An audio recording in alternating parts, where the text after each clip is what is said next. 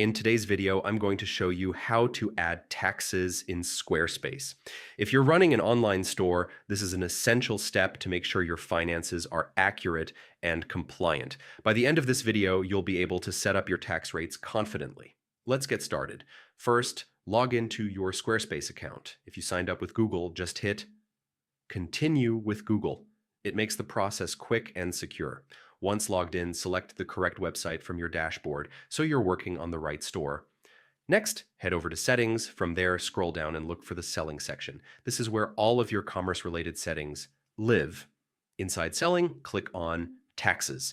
This is the section where we'll configure everything. Now click Add Rate. You'll first select your country from the drop-down menu to make sure your tax settings follow the correct local regulations.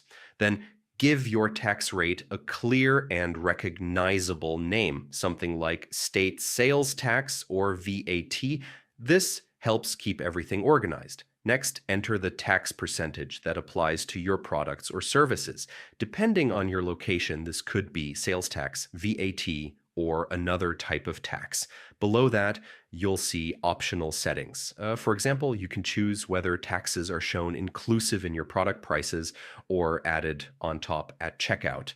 Make sure you choose the option that best fits your pricing strategy and customer expectations. Finally, once everything looks good, don't forget to save your settings.